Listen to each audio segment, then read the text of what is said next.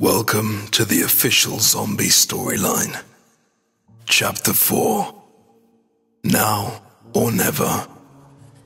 Finally, the preparation was complete. All Edward needed now was Maxis out of the way. But how?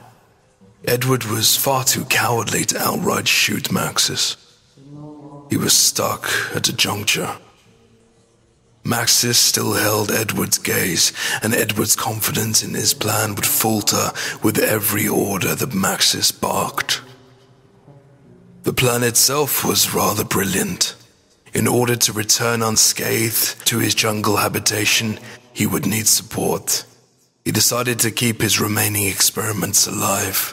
He realized that their sheer power as a collective would serve him well, even if they were slightly unintelligent. His plan was complete. However, Edward had not accounted for one thing: Maxis' safety net.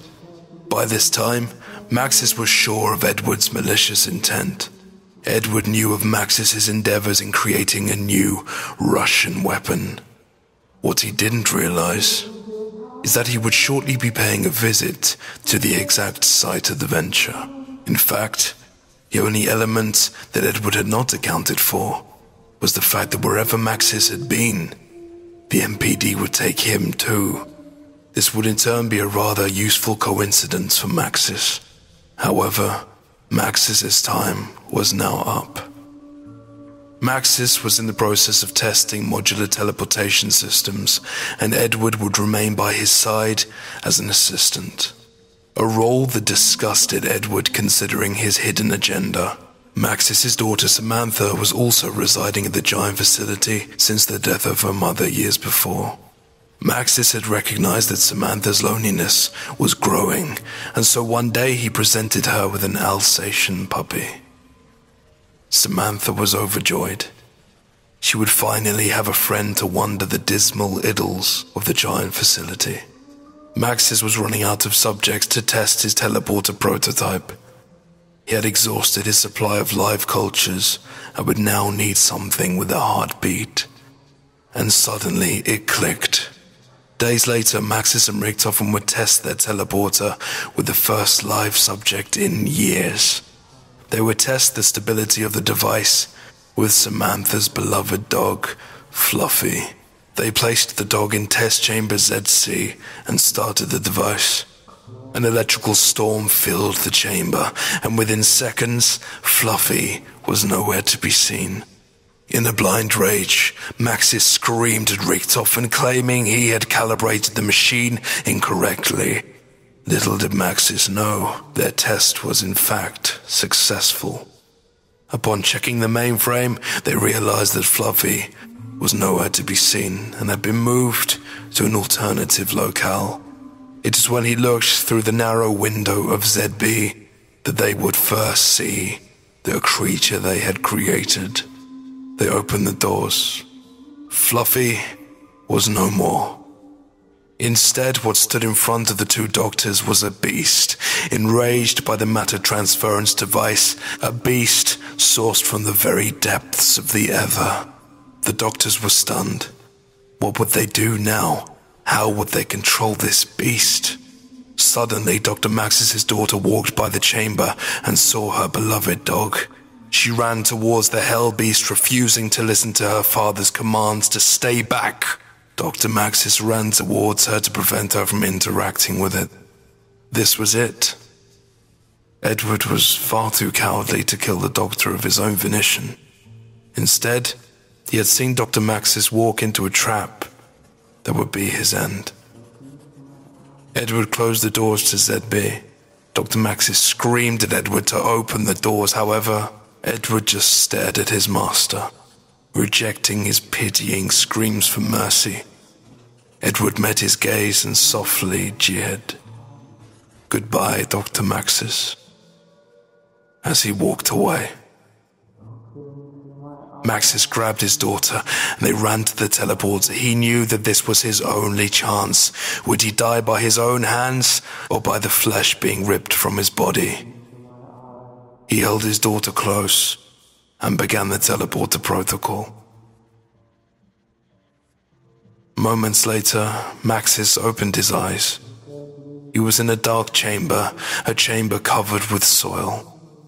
This was no chamber he had seen before. He was trapped inside a tunnel, and his daughter was nowhere to be seen. At Griffin Station, a peaceful calm had fallen over the facility. The staff were no longer, and so the two doctors had the entire facility to themselves. They were still awaiting further instructions from Edward. Suddenly, lightning filled the protocol room, and Samantha Maxis entered the station.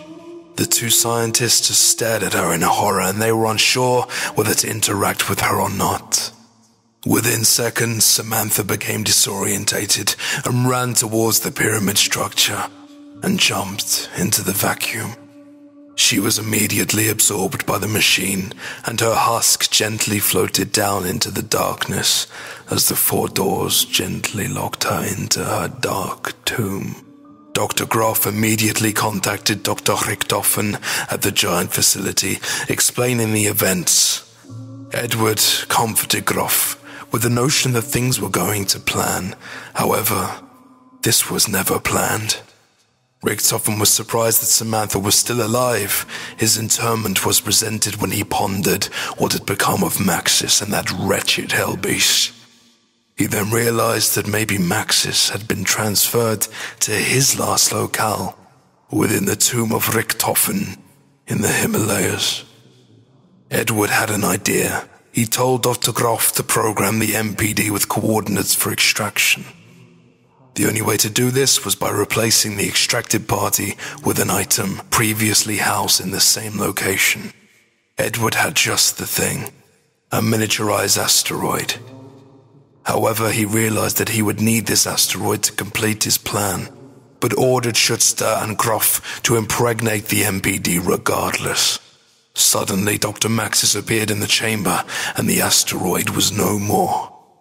Schuster immediately confronted him and explained what had happened. Schuster was working directly to Richtofen's specifications. Maxis was the key to opening the pyramid. Maxis resided within the room and explained his torment to the cold walls of the pyramid. It was then that the doors opened and Samantha was presented to her father. He confided his last regrets to his daughter before quietly and simply asking her to kill them all. With this, he took his gun from his belt and shot himself. Samantha's burst of fear and anger suddenly saw her flying into the device. With this, a deafening laugh could be heard around the room, and the pyramid slammed shut. The pyramid had absorbed her soul. She was now in control,